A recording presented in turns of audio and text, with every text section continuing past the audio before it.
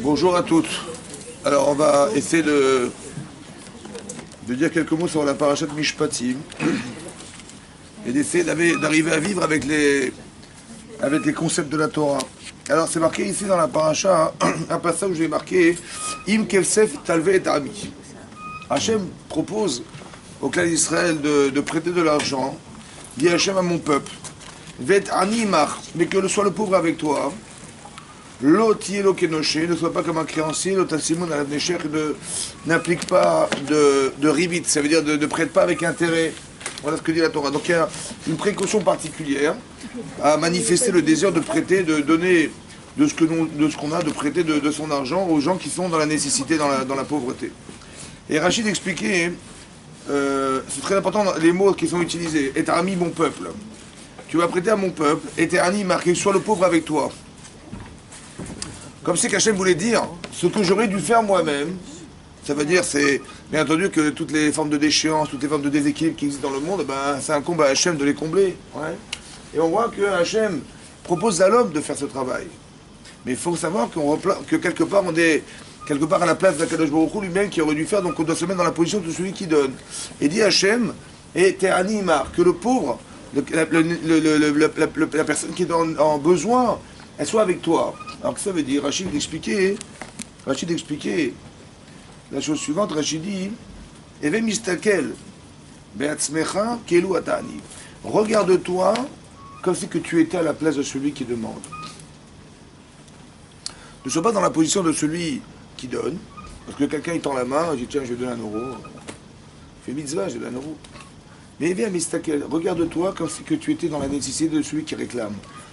Comme si qu'on avait le devoir de se mettre dans la position de l'autre. C'est-à-dire, imaginez-vous quelqu'un, il est dans une grande pauvreté, une grande précarité.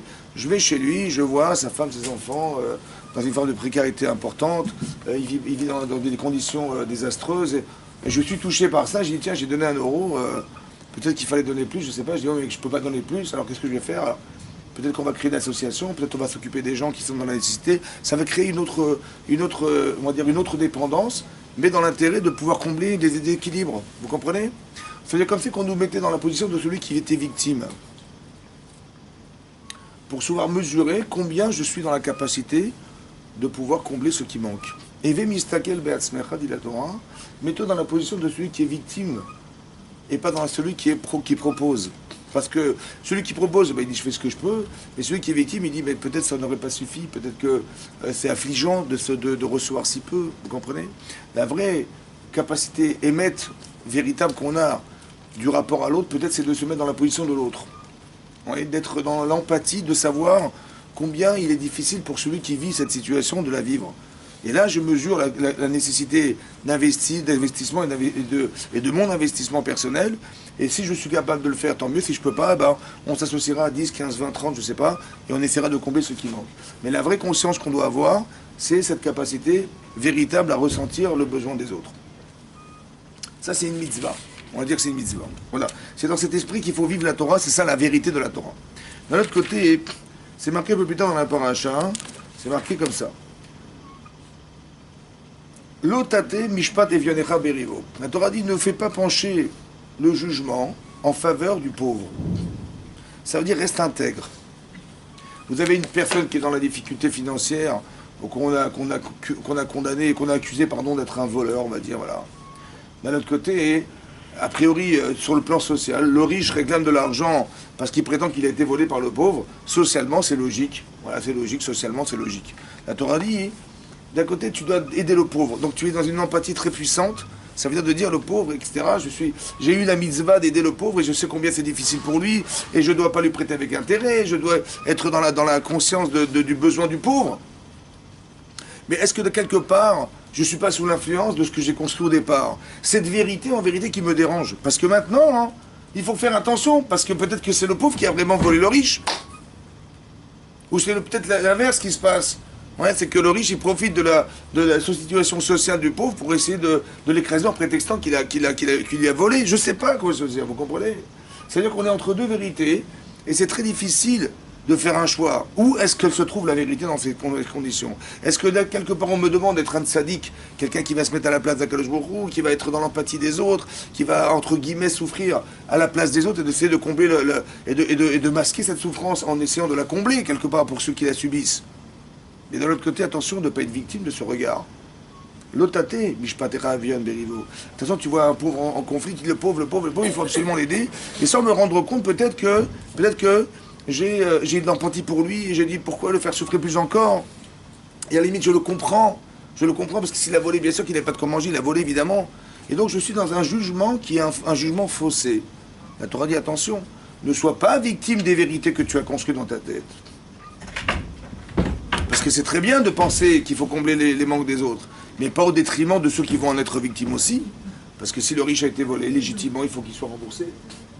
L'otate mishpat evionecha berivo.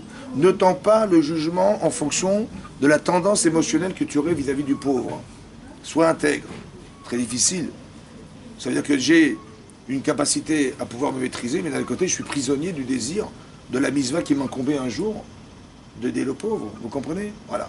Il ne faut pas victimiser des situations. Ça veut dire que la Torah nous demande de faire attention que la vérité n'est pas forcément celle que tu ressens.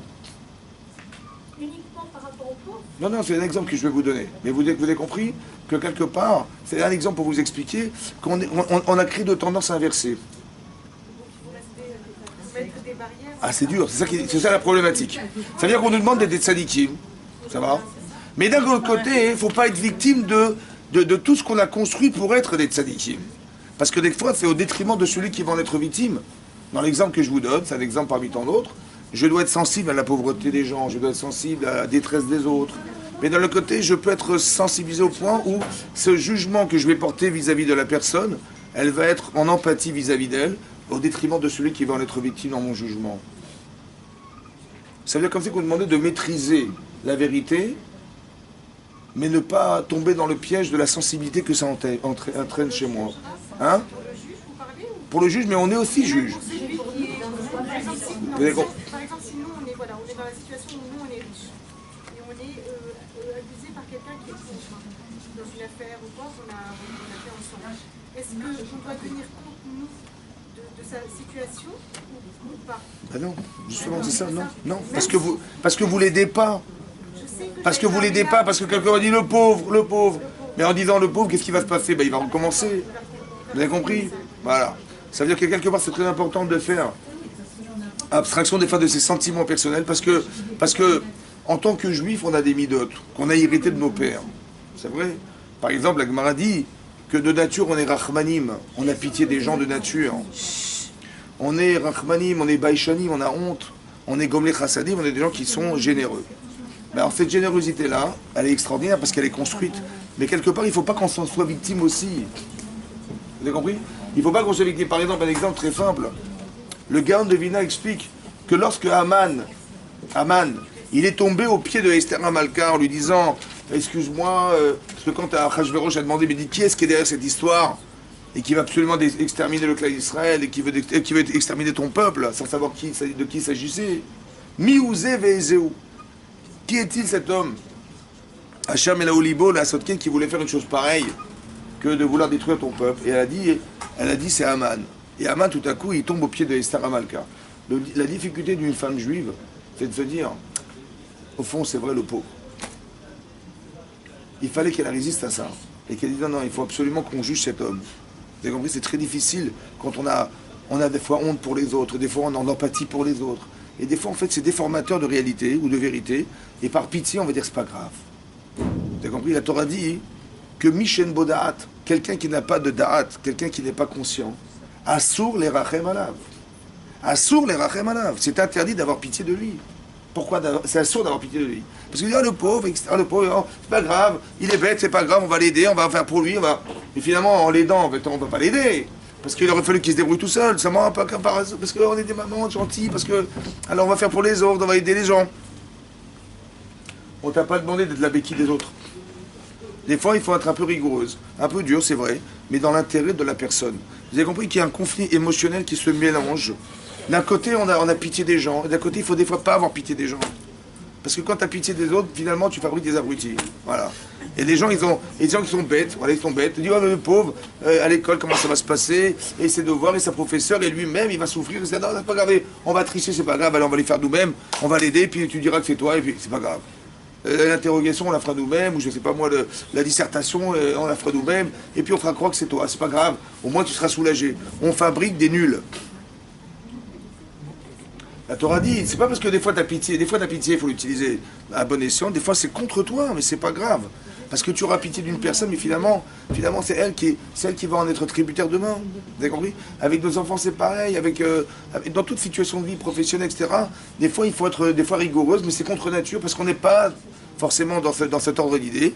Et la Torah dit, fais attention, d'un côté, tu dois avoir de l'empathie vis-à-vis des pauvres, ouais, de ceux qui sont en faiblesse, on va dire. D'un autre côté, il ne faut pas non plus que tu changes les jugements des gens sous prétexte que tu es bonne et tu es gentille et etc. Vous comprenez? Voilà. Ça, c'est le dilemme. La vérité, elle se situe à ce déniveau-là, à ce déniveau. Il faut savoir être intègre quelque part et que la vérité, elle n'est pas forcément comme celle que je ressens. Des fois oui, des fois non. Il faut savoir connaître la vérité pour se dire non, je refuse à vivre une situation pareille et non, je resterai objectif malgré tout. Mitvar sheker tichak de la Torah. D'une parole mensongère, éloigne-toi. Vous avez vu le langage? C'est la suite du verset. Hein. La suite du verset, c'est d'expliquer que Hachem, il nous dit, Mitvar sheker, d'une parole mensongère, tichak. Éloigne-toi du mensonge. C'est intéressant que la formulation que la Torah utilise, c'est de s'éloigner. On n'a pas dit ne formule pas du mensonge. Ne dis pas de mensonge. Éloigne-toi du mensonge. Comme c'est que le mensonge était une chose extérieure à moi, il fallait que je m'en éloigne. Il y a une notion de mentir. Oui. La Torah dit, éloigne-toi du mensonge. Je continue le verset. Venaki, vetzadik al ta'arog. Une personne innocente et tzadik est juste, al ta'arog ne le tue pas. Kilo asdik racha. Parce que moi, je ne rendrai pas le tzadik racha. Je ne rendrai pas juste le racha, pardon. Je ne rendrai pas... Toi, tu penses qu'il est tzadik, ou l'inverse. Des fois, tu condamnes le tzadik, et des fois, c'est la vertu innocente, le rachat. Il dit, de toute façon, ne t'inquiète pas, je suis derrière. Je ne rendrai pas de sadique le rachat. Comme si qu'il y avait une justice à deux vitesses.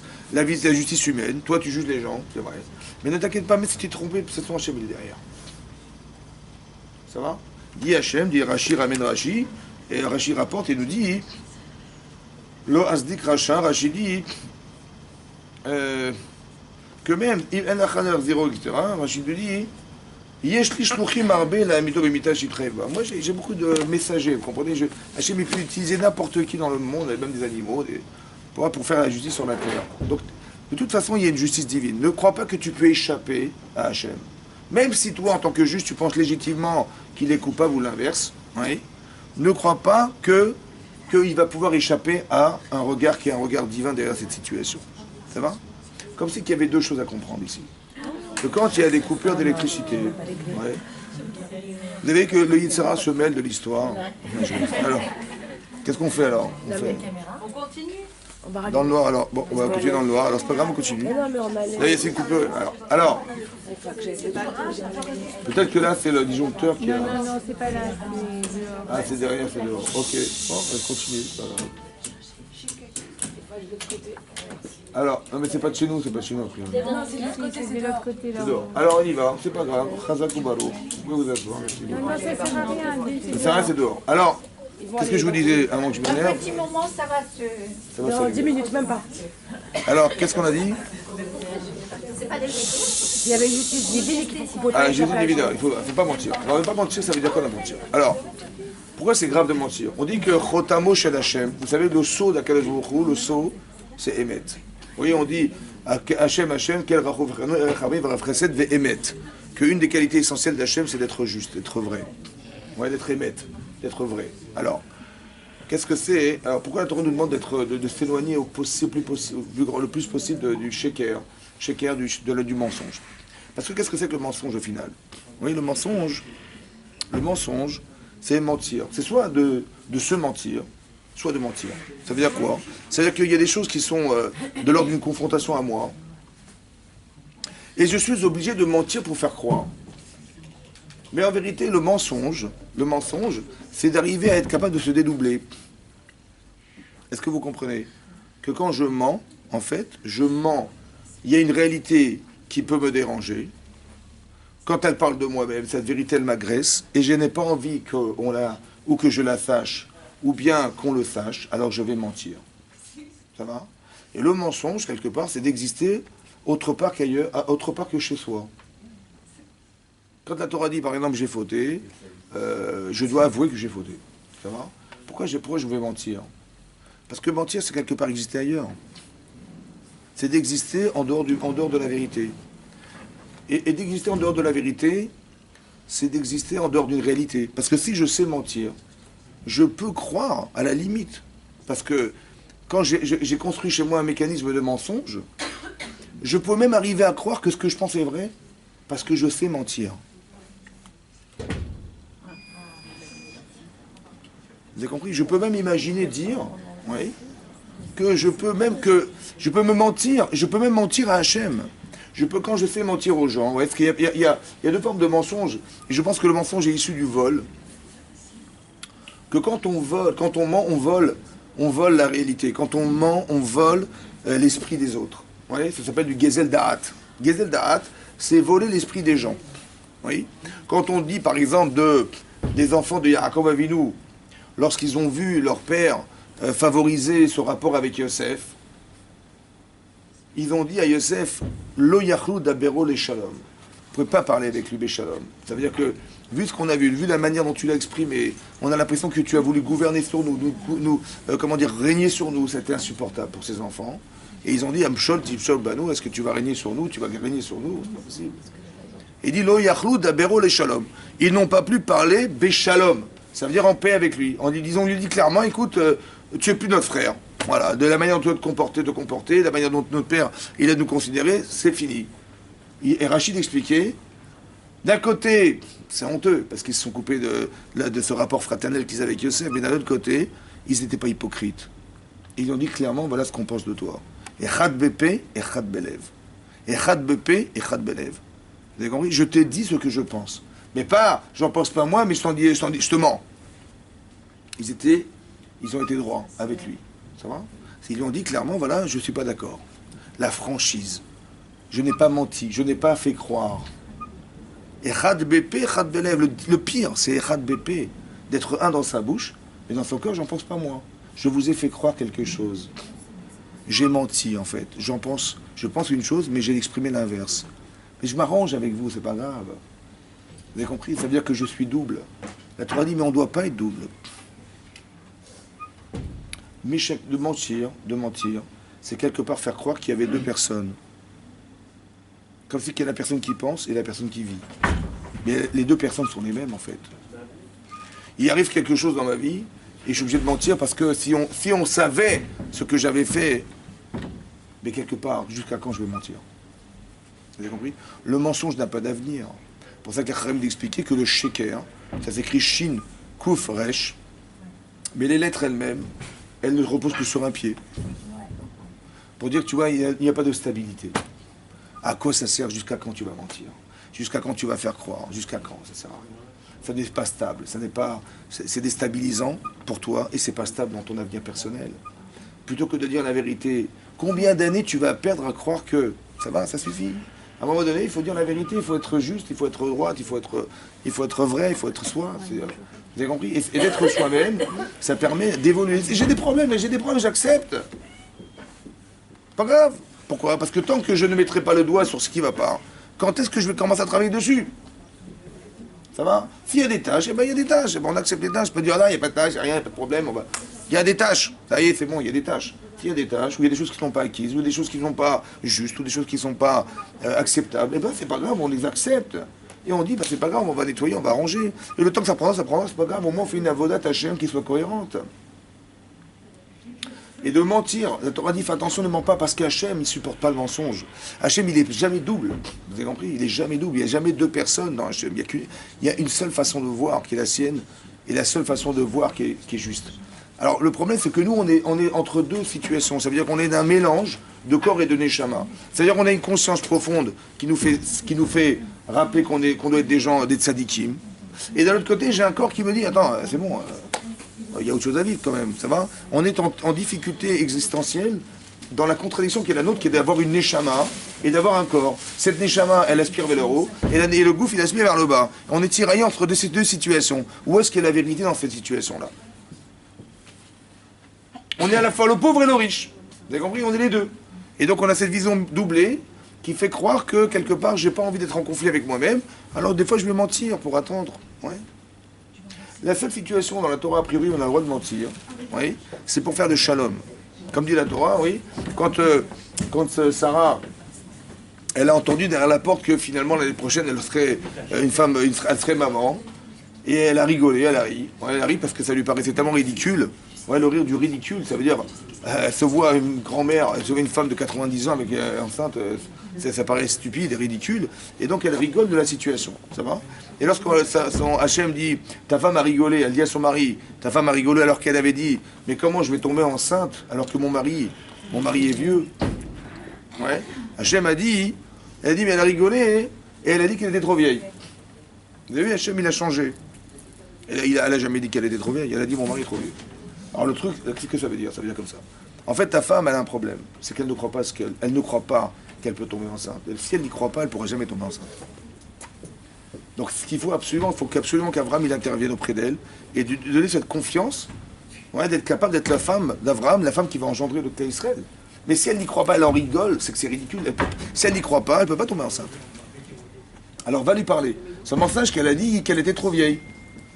Mais non, d'un côté, c'est pas vrai ce qu'il a dit, parce qu'elle n'a pas dit, elle n'a jamais dit ça. Mais si Hachem avait dit la vérité, il a dit, bon, il faut que tu ailles lui parler, elle a dit que tu étais trop vieux. Bon, ça l'aurait un peu refroidi. Et ça, il voulait pas, Hachem, qu'il se refroidisse, donc il a menti. Mais c'est pour le shalom, en fait. Comme si que de mentir, c'était récupérer le bien. Comme par exemple, une chose incroyable, c'est marqué dans le Pirkei Avot, dans les Maximes des Pères, c'est marqué que Aaron à Cohen, le frère de Moshe Rabbeinu, il était Rodef Shalom, quelqu'un qui courait après le Shalom. Il ramenait les gens à la Torah. Voilà ce qui est marqué dans le Pirkei Avot. Et là-bas, je crois que c'est le Rambam qui explique. Et il dit comme ça. Comment il faisait la paix entre les personnes qui avaient des conflits entre eux? Hein? Il mentait. Qu'est-ce qu'il disait? Il disait voilà. Il allait voir quelqu'un qui était en conflit avec un autre. Il dit voilà ton ennemi juré, là, oui, justement, oui, quoi alors? Il dit bah, il est venu me voir hier. Ah bon? Oui, il était venu me voir hier. Il était effondré. Il était effondré. Et il m'a dit voilà.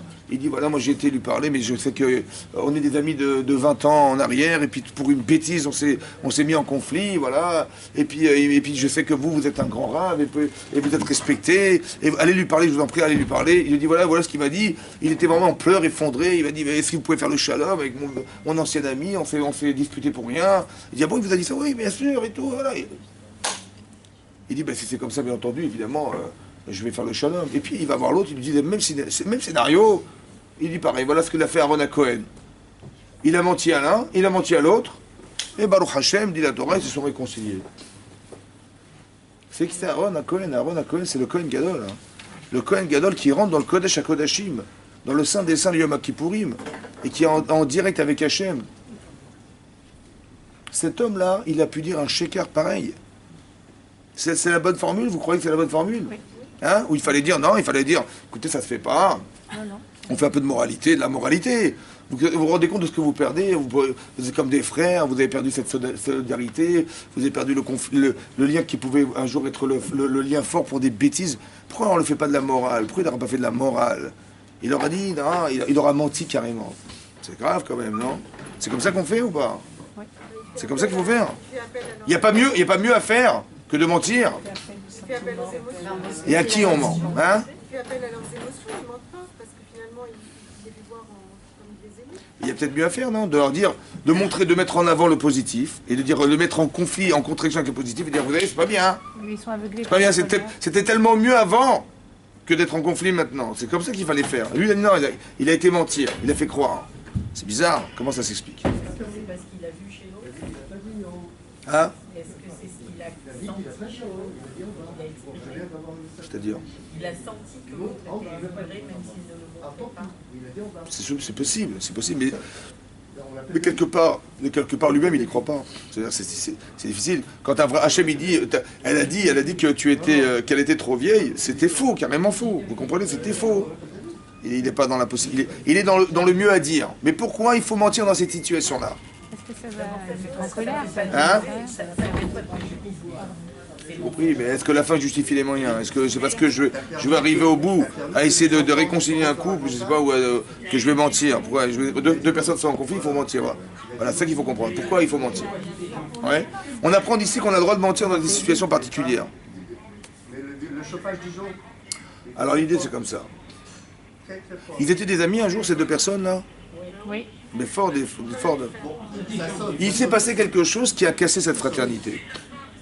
Et maintenant, ils réfléchissent, chacun, avec ce rapport conflictuel qui est l'objet de leur dispute. Qui c'est qui leur a mis cette situation dans la tête? Et qui c'est qui les a séparés? Ça marche pas. C'est Yitzhara. Ça marche pas. T'as compris? Comme dans des couples. Deux personnes sont sur une chroupa, ouais. Ils sont follement amoureux, ils vont se marier. Bon. Et le Rav, il va voir la personne, il dit tu aimes ta femme? Il dit ma femme, je l'adore. Il dit bon, si demain elle est plus contente de toi, elle t'aime plus, elle a des reproches à te faire, elle veut absolument divorcer, elle ne peut plus te voir. Qu'est-ce que tu fais? Il dit Chas Shalom, bien sûr, c'est vraiment on est dans une situation pareille, Chas Shalom, bien sûr qu'avec les élèves, je lui donnerai son guette, avec bien sûr, qu'elle vivra sa vie, et puis bon, je vivrai la mienne, c'est pas grave. Si vraiment on est arrivé à une situation pareille, évidemment que je lui donnerai le guette. 5-6 ans plus tard, il dit ouais, je veux divorcer. Elle veut divorcer, mais il dit elle veut divorcer. Je dis mais qu'elle meurt, je ne donnerai pas son guette. Même moi, si je meurs, je ne donnerai jamais guette. Qu'elle reste comme ça, avec tout ce qu'elle m'a fait, qu'elle reste comme ça. Voilà. Mais elle ne se remariera pas. Mais voilà, c'est pas grave. Et puis elle souffrira, mais c'est pas grave. Vous avez compris? Je comprends, il y a 5 ans, tu m'as dit, 5 ans plus tard, tu me dis, t'es cruel comme ça, qu'est-ce qui se passe?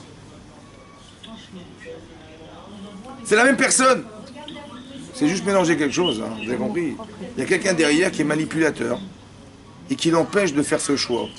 Parce que vu tout ce qu'il a vécu, et vu toutes les souffrances qu'il a vécues, et vu toutes les gênes qu'il a eues, et toutes les rancunes qu'il a vis-à-vis d'elle, il dit mais qu'elle meurt, je donne pas le guette. Vous comprenez? Voilà. Est-ce que c'est lui qui décide? Ou c'est l'émotion qui décide pour lui? Est-ce que j'ai le droit de mentir à l'émotion? La vérité, c'est qu'il veut lui donner son guette. La vérité, c'est qu'on veut retrouver cette fraternité qu'on avait. Il y a quelque part quelqu'un qui est derrière et qui m'empêche de faire ce choix. J'ai le droit de mentir à cette personne. Vous avez compris? Ce que fait Aaron, en vérité, c'est subtil. Il est en train de rattraper la vérité en mentant à la partie fausse de la personne. Vous avez compris qu'on est en train... Aaron à Cohen nous a appris que j'ai le droit de mentir à la personne parce que c'est pas à elle que je mens. C'est à celui qui a fait le faux choix à qui je mens. Lui, il croit que c'est ça la vérité. La vérité, c'est qu'il faut arrêter de créer des liens avec cette personne. Je ne veux plus la voir. Mais en vérité, c'est faux. Donc Aaron, en vérité, il ment à la fausse personne. Il ment au Yetzirah. Il ment au mauvais penchant de la personne. Parce que ne croyez pas que quand vous faites des choix, c'est vous qui décidez. Des fois, c'est quelqu'un qui décide pour vous parce que la frustration qui a pu être organisée par une situation fait que je me braque. Et j'arrive plus à réfléchir et j'arrive plus à décider. En vérité, je suis là dans la capacité à mentir à cette personne. Faire le shalom, ouais, des fois, c'est mentir à la personne qui pense faux et récupérer la bonne. Mais ça, c'est possible que lorsqu'on est clair dans sa tête. Oui. Ça, c'est dans une situation extrême où on est obligé de mentir pour retrouver la vérité. Mais il faut savoir que le mensonge, c'est un système dans lequel on ne doit jamais vivre. Pourquoi? Parce que de mentir, c'est de se mentir. De mentir, c'est de croire que la réalité qui m'incombe et qui exerce quelque chose sur moi, on peut y échapper. On pourrait croire qu'on peut échapper à Hachem. On n'a pas le droit de mentir. Maintenant, d'où ça vient ça? Alors, c'est marqué dans la suite du verset. Veshochad lotikar. La Torah dit qu'un juge, il n'a pas le droit d'accepter des pots de vin, de l'argent. Shochad, les pots de vin. Lotikar ne prend pas. Qui a shochad? Parce que quel effet va avoir l'argent que tu recevras sur toi, hein? Yehaver, aveugle, pikrim, des gens intelligents. Visalef, Rachid dit mekalkel, déforme, ouais, endommage, d'ivrer de tzadikim des paroles justes. Ça veut dire que l'effet de recevoir de l'argent des autres, ça a deux effets sur la personne qui les reçoit. Un, c'est l'aveugle, ne peut plus voir. Deux, c'est déformateur de réalité et de vérité. D'ivrer de tzadikim, des paroles justes. il ne va pas voir, ou bien ça va être déformateur. Le fait de recevoir de l'argent, le fait de recevoir, même d'Irachi, même d'Algmar, elle explique dans tout vote, dans l'intérêt de juger favorablement la personne. Je sais qu'elle est innocente et je vais recevoir de l'argent d'elle pour que j'arrive à aller beaucoup plus loin dans cette vérité-là et pour m'encourager à trouver la vérité, interdiction totale. Pourquoi? Parce que, dit la Torah, l'argent, le pot de vin, c'est mé'aver. Ça rend aveugle les gens qui reçoivent cet argent. Alors juste de comprendre entre nous, il faut qu'on arrive à comprendre parce que l'intérêt du juge de recevoir de l'argent, il est réel. Mais est-ce que nous-mêmes, on n'est pas juge toute notre vie de ce qui se passe autour de soi? N'est-ce pas? Est-ce qu'on n'est pas parti pris de ce jugement? Parce que ce n'est pas forcément dans notre intérêt personnel.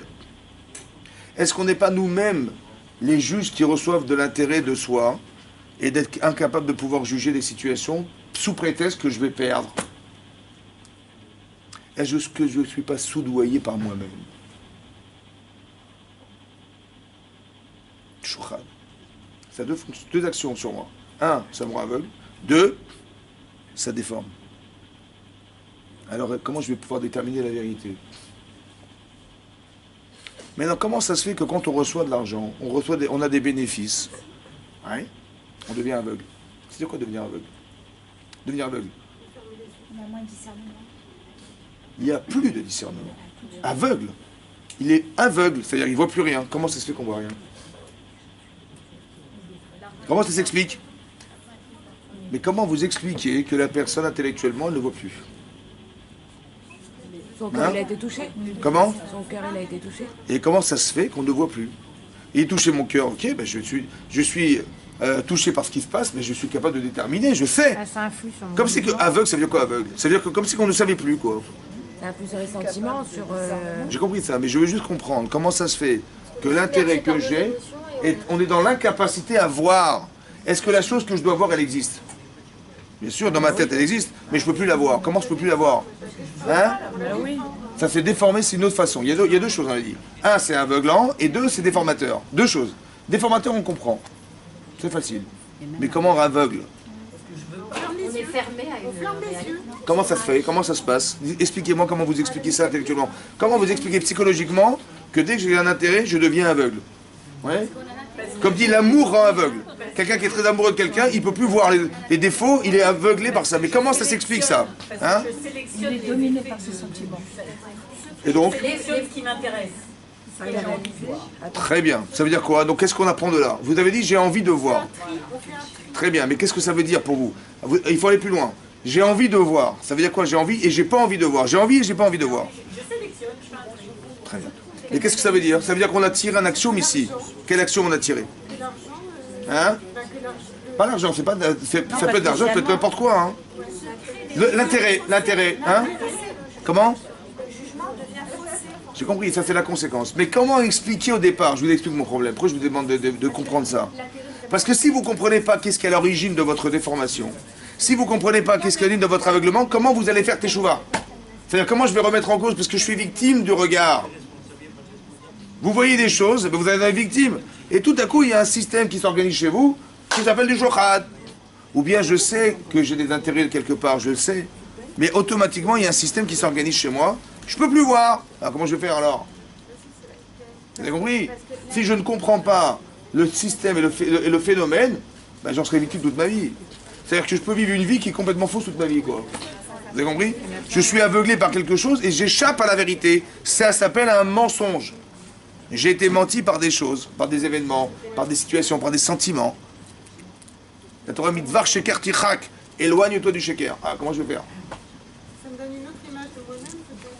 Comment expliquer psychologiquement l'aveuglement? Voilà, il faut comprendre. Comprenez, essayez de comprendre. J'ai reçu de l'argent, tout à coup je deviens aveugle.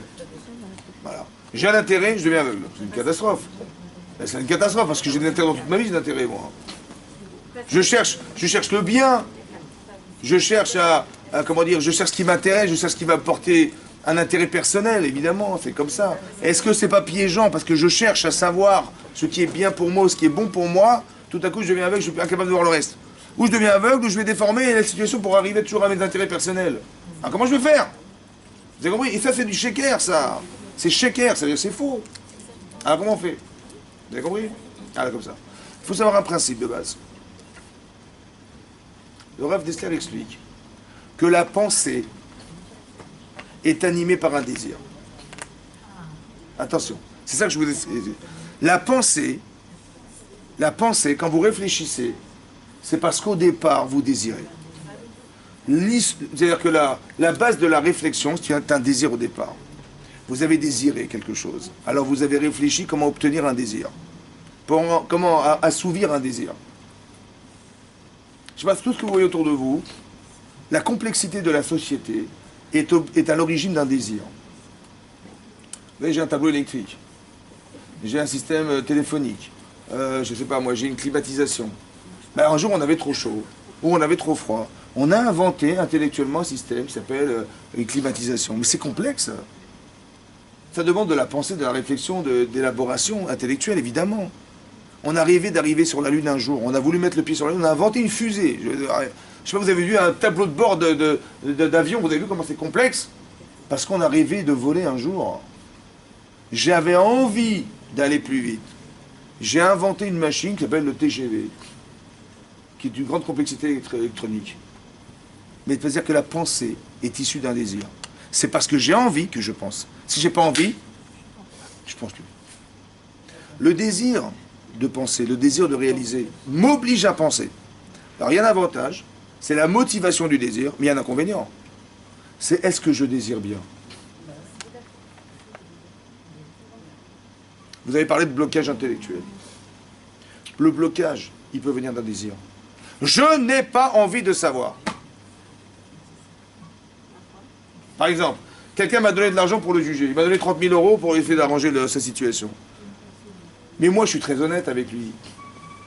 Donc, si je le condamne, vous imaginez ce que je vais ressentir?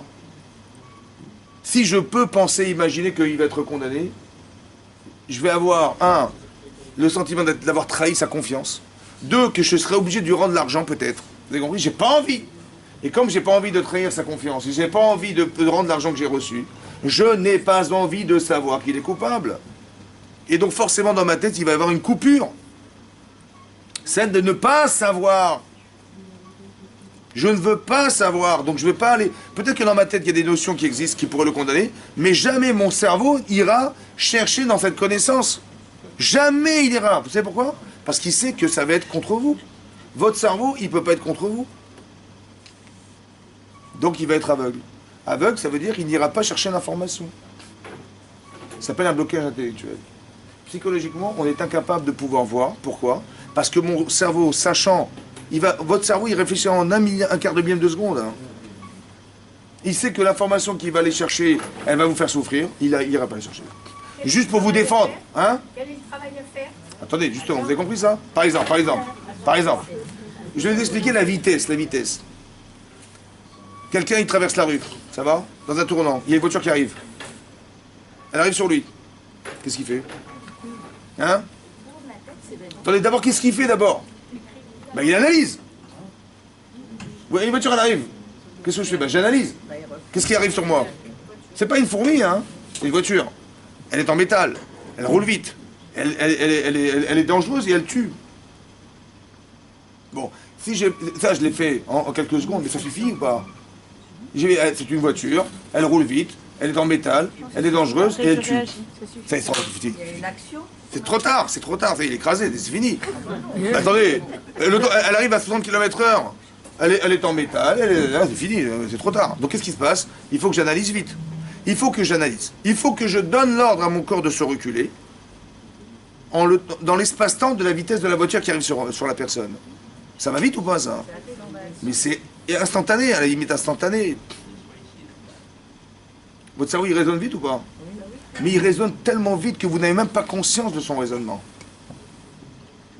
C'est même possible que vous faites des choix que vous croyez avoir pensé consciemment, mais que inconsciemment vous avez fait, parce que votre cerveau, il réfléchit pour vous. Mais tout dépend du désir du départ. Pourquoi vous réfléchissez? Peut-être qu'il vous trompe. Peut-être que votre cerveau il est contre vous, alors que vous avez pensé qu'il était avec vous.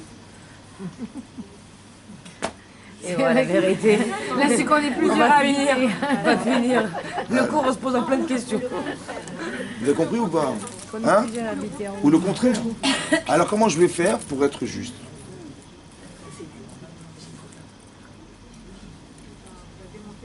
On va de l'autre côté. On va démontrer à la place de la personne. Il faut de quoi alors? On les met à l'épreuve. Comment vous allez faire pour que votre cerveau, par exemple, votre corps ne comprend rien à ce qui se passe autour de vous. Votre corps, il comprend rien. Par contre, votre cerveau, il comprend. Par exemple, si vous avez froid, qu'est-ce que vous faites, mesdames? Si vous avez froid, votre corps, il tremble, il a des frissons. Qu'est-ce que vous faites? Comme maintenant, là, il y a la clim qui est allumée. On a la Torah qui le réchauffe. Ils ont mis, C'est très bien. vous allumez la clim. Alors, il fait froid, alors qu'est-ce que je fais? Ben, je m'habille un pull, j'allume le chauffage. Mon cerveau, il dit allume le chauffage. Évidemment, tu trembles comme ça. Mon corps, il tremble, il est comme ça. Mon cerveau, il va inventer un système de réchauffement. Allume le feu, augmente le chauffage. Si j'ai trop chaud, il me dit bah, enlève ton pull, je sais pas moi. Donc mon cerveau, est-ce que mon cerveau il trouve des solutions à mon corps? Parce que si mon corps est en souffrance, ou bien qu'il est en plaisir, eh bien, il va augmenter le plaisir, mon cerveau il va trouver des solutions. Ouais. Mon cerveau il va aider mon corps à se solutionner. Mais si mon cerveau est au service de mon corps, il y a des situations qui ne sont pas plaisantes. Et mon corps il sait que et ma tête elle sait que mon corps va en souffrir. Il va dire nah, c'est pas grave. Il va me sauver en vérité en mentant. Je vais me protéger en mentant. Parce que des fois, il y a des affronts dans ma vie que je vis. Mais je vais mentir parce que mon cerveau est au service de mon corps. Quand mon corps a froid ou quand mon corps a faim, ouais, ben mon cerveau, il trouve des solutions. Le problème, c'est que mon cerveau, il est assujetti à mon corps. Pourquoi c'est comme ça? Parce que je ne peux pas dissocier mon corps de mon cerveau. Je ne peux pas dissocier mon cerveau, ma neshama, de mon corps, puisque je suis composé des deux êtres. Alors comment je vais être libre pour pouvoir ne pas subir ce que mon corps me fait dire? Puisque manifestement, quand je ressens un malaise, il m'a donné de l'argent, je suis juge, et je vais quand même pas le condamner, vous comprenez? C'est un malaise émotionnel que je ne veux pas supporter, alors je vais pas aller chercher l'information. Je ne vais pas savoir. Il met aver et les chachamim. Quelqu'un qui est intelligent, il va devenir un aveugle. Vous avez compris? Comment je vais faire pour m'en sentir? Alors peut-être comme ça, écoutez bien. Et je pense que ça c'est l'origine de l'étude de la Torah. Vous savez pourquoi il faut écouter des cours de Torah? Vous savez pourquoi il faut étudier la Torah? Parce qu'il faut que j'ai un référentiel dans mon cerveau d'une vérité. Maintenant que je sais la vérité, je vois là, c'est marqué là. Alors je vais dire à mon corps, écoute, ce que tu ressens, c'est faux, je le sais. Je vais être capable, non pas de réagir intellectuellement à ce que je désire, mais d'analyser est-ce que ce que je désire est vrai. Mon cerveau, il ne sert pas simplement à appliquer ce que mon corps ressent. J'ai froid, bah, dis, va mettre un pull. T'as chaud, bah, va mettre, lève ton pull. T'as faim, mais ouvre le frigidaire. Mon cerveau, il sert à analyser ce que mon corps ressent, il va combler le manque. Mais il ne sert pas qu'à ça, ton cerveau. Il sert aussi à analyser ce que tu ressens c'est vrai ou c'est faux. Mais c'est ça, d'arriver à détacher sa tête et de dire, il m'arrive comme si il y avait une image qui m'arrivait et j'ai le droit de réfléchir à ce que je vais vivre. Je ne suis pas obligé de supporter, moi, ce que je vais voir. Peut-être que je peux l'analyser quand même. C'est la deuxième fonction du cerveau, c'est-à-dire, non pas de réaliser ce que vous voyez, mais d'analyser ce que vous voyez. Et est-ce que ce que vous voyez est vrai? Ben, il faut un référencé pour dire que c'est vrai. Ben, j'ai la Torah. Et là, je dis, tiens, je compare. Tiens, voilà ce que la Torah me dit, voilà ce que je vois. A priori, ça ne marche pas, c'est pas compatible. Mais là, si je suis honnête, en vérité, cette réalité va me mentir. Et je dis non, je ne suis pas obligé de faire ce que mon corps pense. Je ne suis pas obligé de ressentir, de croire que ce que je ressens est vrai. Et chaque fois, le Yetzer Hara, il va s'amuser à mélanger des émotions. Et à nous faire croire. Vous avez compris ça? Il faut avoir une capacité de connaissance émotionnelle pour pouvoir se dire, est-ce que ça c'est vrai? Éloigne-toi du shaker. Éloigne-toi du shaker. C'est quoi s'éloigner? C'est que les deux existent. Mais pour que tu puisses t'éloigner, il faut que les deux existent. Je m'éloigne de là et je me rapproche là. Mais si j'ai qu'une seule chose dans ma vie, je ne pourrai jamais m'en éloigner puisqu'il n'y en a qu'une. Il faut deux espaces pour s'éloigner, vous comprenez ou pas? Vous avez une chambre froide, une chambre chaude. Ben, éloigne-toi du froid. Mais pour que je puisse m'éloigner, il faut que la chambre chaude elle soit là. Mais s'il n'y a qu'une seule chambre froide, m'éloigne-toi de quoi? Ça, c'est le premier intérêt profond d'étudier la Torah. Parce qu'il faut que la notion, elle existe pour que je puisse m'éloigner du faux. Il faut que le vrai existe pour que je m'éloigne du faux. Il faut que le bien existe pour que je m'éloigne du mal. Mais si le bien n'existe pas, mais le mal n'existe pas. Il fallait qu'il y ait des non-juifs sur la terre pour qu'on soit juif. Parce que de quoi tu vas t'éloigner? Puisqu'il n'y a rien d'autre. C'est écrit dans les Télim, Séméra, verset 11. Oui, mais il faut que le tov existe pour que je m'éloigne du mal. Et comment si je ne vois pas le mal? Comment je vais m'en éloigner? Vous comprenez? Tout est dualité, mais c'est organisé pourquoi? Bah pour faire un choix. Mais pas pour dire, mais je suis victime de ce choix. Pour dire, mais non, tu as le droit d'analyser ce choix. Tu as le droit. C'est parce que tu ressens des choses que tu es obligé de suivre ce que tu ressens.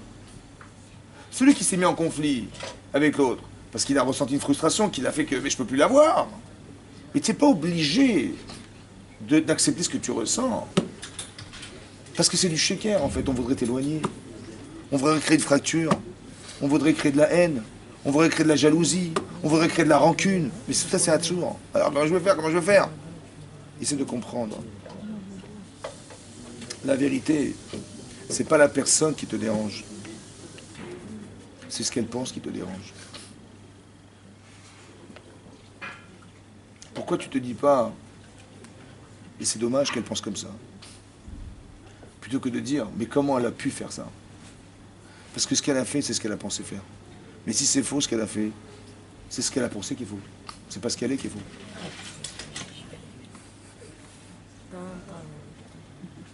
Vous êtes plusieurs?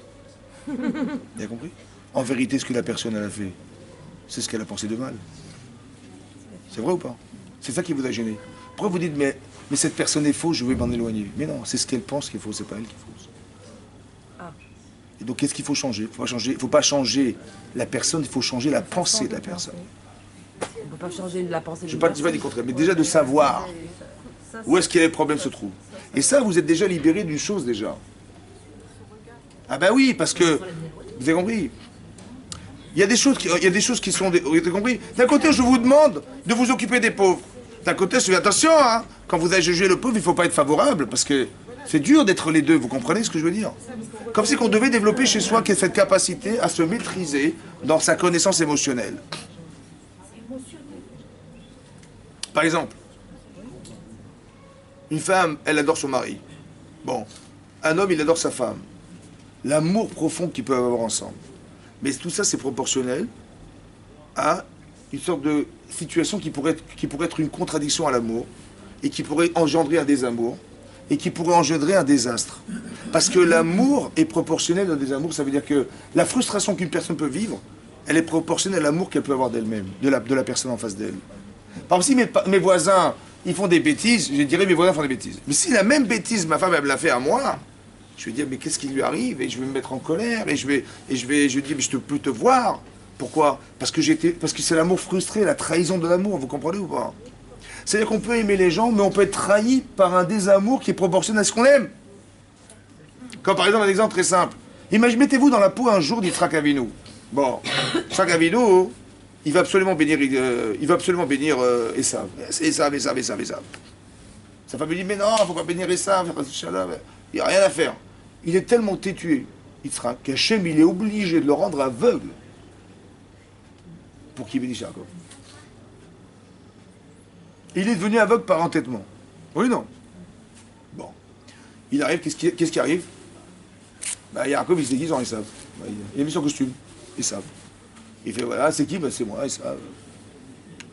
Finalement, il va bénir Yaakov. Bon, il voulait absolument bénir Esav, lui. Hein. Par qui il a été trompé? Par son fils. Mais pas n'importe quel fils. Hein. Son fils qui est dans la Torah. Vous avez vu ça? Les émotions qui s'engendrent. Toutes les contradictions qui s'engendrent. J'ai été trompé. Je veux donner la bracha à mon fils Esav. Voilà, j'ai pensé légitimement. Il est sûr et certain qu'il est en face de lui Esav. Qui c'est qui l'a trompé? Mais Yaakov Avinu, son propre enfant qui est dans la Torah, qui le trompe. Il devrait être dégoûté, il devrait vomir. Mais non. Émotionnellement, c'est supportable ça. Il a dit Gambarouchi. Mais ce que tu ressens, c'est effroyable. Il dit, mais non. Parce que la vérité, c'est que je me suis trompé. Mais il n'y a pas eu de désamour, là. Écoutez-moi bien, mais c'est ça que je veux comprendre. Comment on arrive à ça, nous? Regardez la différence avec Esav. Esav, il a dit, regardez le sale coup qu'il m'a fait mon frère. Quand il mourra, mon père, je vais le tuer. On t'a pas demandé de tuer les gens. On t'a demandé soit de comprendre ce qui t'arrive, soit de comprendre ce que tu peux faire pour l'autre. Mais jamais de tuer les gens. Parce que de tuer, c'est de croire que c'est elle qui a un problème. C'est pas elle qui a un problème, c'est ce qu'elle pense qui est problématique. C'est ça la vérité. D'où je sais, parce que c'est marqué dans la Torah, parce que je sais qu'on est contredit par soi-même, parce que je sais que ce que je peux faire n'est pas forcément moi. Donc quand je le sais, je peux très bien comprendre que je ne suis pas victime de ce qui m'arrive. Exactement. Exactement. Exactement. C'est pour ça qu'Abraham Avinu, il va devoir prier pour sauver la ville de Sédom. Pourquoi il prie? Parce que le problème de ces gens, c'est des gens qui réfléchissent mal, qui réfléchissent égoïstement. Alors si je leur change leur façon de penser, ils vont devenir des tzadikim, ces gens-là. Un grand rachat. Un grand rachat. Mais c'est un grand tzadik qui a raté sa vie. Ben bien sûr. Mais regardez des grands réchem de l'histoire. C'est des gens qui avaient des qualités extraordinaires. Mais pour eux-mêmes. Ils avaient de l'intelligence, ils avaient de l'énergie, ils avaient de tout ce que vous voulez. C'est dommage qu'il ait mis au service d'eux-mêmes. Donc c'est bien, j'ai bien, tu t'es trompé. Tu aurais dû faire du chesed. Essayer de proposer quelque chose aux autres. Et non, j'ai tout pris pour moi. Tu vois, c'est ce mécanisme qui est faux. Dommage. Donc si je lui dis, mais tu vois, aujourd'hui tu aurais pu être une grande puissance du monde, et tu es devenu un... Tu dis, tu vois l'Irak, tu dis, une des plus grandes productions pétrolières du monde, on aurait pu faire de ça un des fleurons du Proche-Orient, une ruine. Pourquoi? Parce que monsieur tire tout à lui, dictature. Dommage. Partage ton intelligence, partage tes richesses, fais en sorte que ça puisse se fructifier. Vous savez, par égoïsme, on a cassé un système. Parce que monsieur il pensait que l'intérêt qu'il avait d'exister, mais au détriment de ses propres gendres. Parce que quand il a entendu ces gens dire, il a pensé qu'ils allaient faire un coup d'état, il les a carrément tués. C'est-à-dire que ses filles, elles sont devenues veuves. Parce que monsieur, il a peur de perdre. Il met un verre, il ne peut plus voir. Je dis, mais tu te rends compte de ce que tu vas faire, là? Je dis, mais attends, et si ça complote contre moi, qu'est-ce que je vais faire, moi, alors? Incapable d'avoir le sentiment désastreux qui est de rendre ses filles veuves. C'est méavert. Pourquoi? Parce que le centre d'intérêt, c'est moi. Je ne pense que dans l'envie d'être. Attention, fais attention. Que tu n'es pas obligé de penser que pour toi. Tu peux dire, est-ce que ce que je pense est juste? Tu as le droit de t'arrêter sur l'image et de réfléchir à ce que tu vas faire. Quelqu'un qui va faire un hold-up. Il va dire, voilà, j'ai pas le temps de moi devenir riche. Voilà, je vais braquer une banque et en 1 minute, je serai milliardaire. Et après, la belle vie, j'aurai des belles femmes, j'aurai un yacht, j'aurai une belle maison, j'aurai voilà, tout ce que je veux. Voilà ce qu'il a pensé. Oh, il est arrivé, mais ce qu'il a pensé, il dit, il y a des gens riches, ben voilà, avec l'argent, que je vais gagner en quelques minutes. Bon, qu'est-ce qui va se passer? Il va rentrer dans la banque, il va réclamer l'argent, il va sortir avec des sacs d'argent, il va passer la porte de la banque, il va rentrer dans sa voiture, il va se sauver, il va dire, je suis milliardaire. Voilà, je suis milliardaire. Je lui dis, je sais pas compris, jusqu'à quand tu vas être milliardaire? Ben voilà, les sacs sont dans la voiture. J'ai compris, mais t'es braqué, on te recherche de partout, il faut que tu changes ton nom, il faut que tu changes ton visage, on te recherche tous les jours, tu passes pas des nuits normales parce qu'on ne sait pas si on va t'attraper demain. Psychologiquement, comment tu te sens? Mais c'est une catastrophe. L'argent, peut-être il a été numéroté, tu pourras pas l'utiliser, etc., etc. Pourquoi tu réfléchis pas à ce que tu fais? Mais est-ce que ça veut dire quoi? Mon corps, il me dit, mais vas-y, tu vas devenir milliardaire. Mais ma tête, elle n'est pas obligée de suivre mon corps quand même. Elle peut dire à mon corps, écoute, regarde jusqu'où tu vas, et tu... Essaie de voir un peu plus loin. Ton cerveau, il ne sert pas à réaliser ce que tu penses. Forcément, il sert aussi à analyser ce que tu penses. Mais ce que tu penses, c'est du shaker, mon vieux. Tu crois que tu vas t'en sortir? Mais on va te rechercher de partout, tu vas pas dormir la nuit, tu vas... De quoi tu vas profiter? Tu vois? Qu'est-ce que tu ressens maintenant? Ah, tu ressens l'inverse. Il dit, bah, laisse tomber. J'ai réussi intellectuellement à convaincre mon corps de dire laisse tomber. Il faut que j'ai la vérité en tête pour analyser ce que je vais vivre et dire et la mettre en confrontation avec ce que je vais vivre. Est-ce que ça vaut le coup? Et là, j'échappe au shochad. Parce que je suis indépendant. Ça veut dire, je ne suis pas obligé de penser ce que je désire. Je peux analyser ce que je désire. Et dans l'analyse, je me rends compte que ce n'est pas forcément juste. Vous avez compris? Je ne suis pas au service de mon désir. J'analyse et je vois. Mon cerveau, il sera analysé. Est-ce que ce que je ressens est vrai? Si c'est vrai, à fond la caisse. Si c'est faux, laisse tomber. Tu n'es pas obligé de suivre. Seulement, on est pris par l'émotion. En vérité, on est pris par l'émotion. Et quelque part, c'est une manière indirecte, de voler les choses. Je m'approprie des choses, je suis un voleur. La Torah dit, éloigne-toi du shaker, éloigne-toi du vol. Parce que si tu voles, tu peux voler l'esprit des autres. Tu peux te voler toi-même. Tu peux te mentir. Vous avez compris? C'est grave. Ça veut dire qu'il faut faire attention à ça. Et faire attention, ça veut dire que lorsque la Torah dit n'accepte pas des pots de vin, n'accepte pas d'être tributaire de ce que ton désir pourrait t'amener à penser. Comme le juge qui reçoit de l'argent et qui est tributaire de l'argent qu'il a reçu, il est obligé de ne pas condamner la personne. L'Agma, donc tout va t'a dit, Maï shochad. Pourquoi on a choisi ce mot pour dire des pots de vin? Maï shochad. Qu'est-ce que c'est ce shochad? Ce mot shochad. L'Agma répond, Shehu chad. Tu fais un avec la personne. Tu as compris? Quand tu reçois de l'argent, tu ne fais qu'un avec elle. Maintenant, est-ce que tu peux la condamner puisque c'est toi-même? Maï shochad. Shehu chad. Tu fais un avec la personne. Shehu chad. Il est un avec l'autre. Ça veut dire que quand, en vérité, qu'est-ce qui fait le ciment et le lien entre moi et ma pensée? C'est l'intérêt. Mon corps, il désire, mon cerveau, il dit hop, clac, coller. Coller. Ça veut dire que maintenant, je suis dans la réflexion de ce qui m'intéresse. Je suis foutu. Parce que je ne fais qu'un. Non, il faut être capable d'être le penseur. Celui qui est dissocié du désir. Pour analyser, effectivement, si ça vaut la peine de faire ou pas. Quand Hachem dit à Abraham, Lech lecha me'artsecha, pars pour toi vers un pays que je te montrerai. Rachid expliquait, Lecha, c'est quoi toi? Le'anatra ou le tovatra. Par ton plaisir, ton bénéfice et pour ton intérêt spirituel. Vous avez vu ce qu'il a dit Rachid? Le'anatra, pour ton plaisir. Et pour les tovatra, pour ton bien, pour le bien et pour le bon. Pourquoi il a dit ça? Parce que toi, c'est la conjugaison de deux sentiments, le bon et le bien. Le bon et le bien. Ton corps, il dit c'est bon. Mais ta tête a dit c'est bien ou pas? Il faut toujours que les deux s'associent. Parce que des fois c'est bon, mais c'est pas bien. Des fois c'est bien et c'est pas bon. Des fois c'est bien. Par exemple, c'est bien d'aller à l'école, c'est bien de travailler, c'est bien de se casser la tête, mais c'est pas bon. C'est pas plaisir. Mais c'est bien. Des fois l'inverse. Des fois c'est bon, et j'ai du mal à passer la porte. Bon. C'est pas bien. Mais c'est comme ça.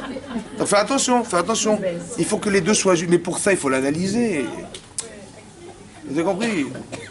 J'ai regardé personne.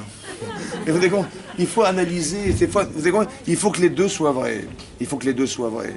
Parce que si c'est pas bien, tu verras que ça n'a pas d'avenir. Et si c'est pas bon, ça n'a pas d'avenir. Si c'est pas bon, ton corps se lassera. Si c'est pas bien, ton cerveau se lassera. Il faut que les deux existent. Mais pour ça, il faut avoir une capacité à pouvoir accepter de juger ce qui est bien et de ce qui est mal, de ce qui est bon et de ce qui est mauvais. C'est ça toute la Torah, vous avez compris? Et il faut avoir un référentiel dans la tête. J'étudie la Torah pour que ce référentiel existe. Le plus profond possible. Mais je sais qu'il existe dans ma tête. Et je sais que je ne suis pas tributaire de mon désir. Il faut que je puisse accéder légitimement à cette vérité. Alors que je me détache. J'ai ce recul et de me dire, j'ai le droit d'analyser. Je ne suis pas obligé de suivre tout ce que je ressens. Pas bouger. Voilà, c'est ça qu'il faut comprendre. Vous avez compris? C'est ça. Le message que je veux vous passer, c'est ça le message important. C'est qu'il y a des événements que vous allez vivre dans votre vie et pour malheureusement être tributaire de ce sentiment. vous allez ressentir qui n'est pas forcément vrai. Toujours rester maître. Toujours rester bête. Toujours votre cerveau, il analyse. Toujours. Pas dire, ah oui, ben c'est pas évidemment comme ça, et spontanément, je vais réagir. Non, il faut analyser. Est-ce que c'est vrai? Est-ce que c'est juste? Est-ce que c'est bien? Est-ce que c'est bon? Est-ce que c'est quoi? Analyser. Et j'ai dit, ouais, mais j'ai des critères dans la tête, moi. Donc je sais que c'est vrai, et je sais que c'est faux. Je sens que c'est vrai. Vous êtes des femmes, vous avez des sentiments. Un sentiment de bina, ça veut dire quelque chose qui est de l'ordre de l'émotionnel, ouais, de l'intuition émotionnelle. Vous avez cette capacité, alors utilisez-la. Ça sent mauvais, tu vois bien que ça sent mauvais. Après tu vas rentrer là-dedans. Pour les autres, on sait faire. On sait faire pour les autres, mais vous savez faire, faites-le pour vous-même. Sentez. Mais ça, il faut un référentiel pour dire que ça sent mauvais ou ça sent bon. Ce référentiel, c'est la Torah. Et à partir où vous avez la Torah dans la tête, vous avez une connaissance qui vous permet émotionnellement de vous dire, tiens, ça je le sens pas. Voilà. Et ça, il faut être capable d'analyser cette situation pour pouvoir dire, c'est vrai, c'est faux, ça c'est vous qui décidez. Chazak ou Merci.